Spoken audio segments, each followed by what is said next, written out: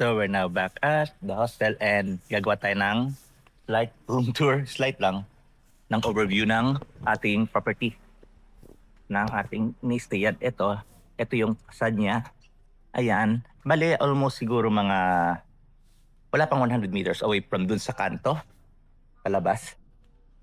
And then, ito na. Ayan. Then, yun yung front desk.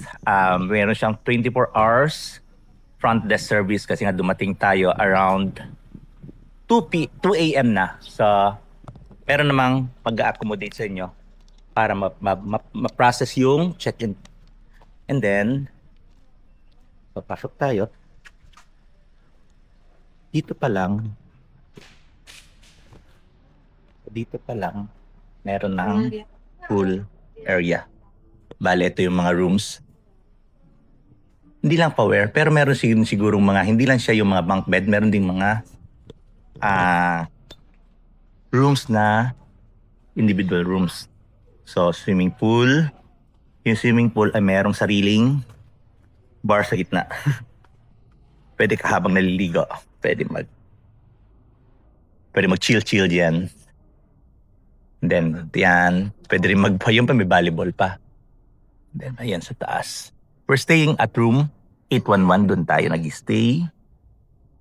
And then, yan, puro bunk beds yan, hostel. And I think this one is mga individual rooms. And then, besides the pool area, ito na yung kanyang resto. Check natin yung resto. So, ayan ang resto nila.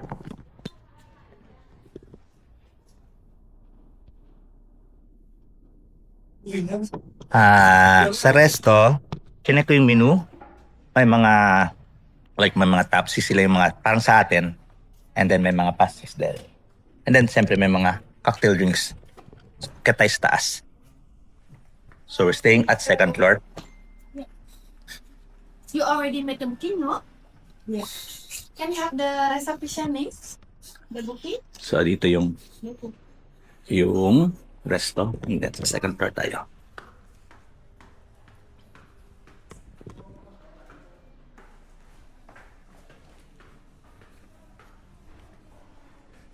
And then, pag akit sa second floor, nandito na kagad yung restroom.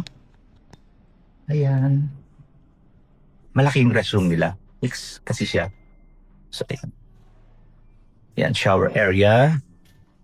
And then, mga toilet. I think that is hot and cold. Tingnan natin. Hot and cold naman siya. And then, meron naman siyang provided na yung shower and bag. So, then hot and cold naman. So, tignan natin sa ating room kung wala ng tao.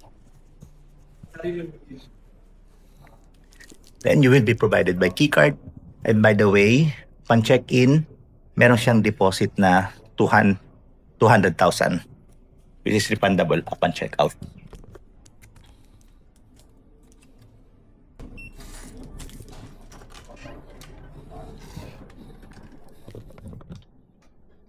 So this is our room. Meron siyang 4 na beds. Na bunk beds yan. And then, ito yung ating this is cozy. Meron tayong window view. Meron din siyang safety deposit. So, pwede kayong may dala kayong luggages. Ayan. Pwede ilagay doon. So, that's it. Tapos nakuha natin to around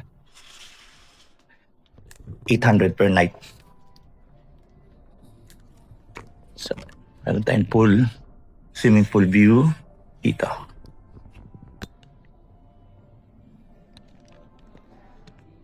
Okay, kung interested kayo rito sa property na to, here in Canggu, Bali, you can book it by Agoda. So, doon, mas padali siyang i-book. So, that's it. So,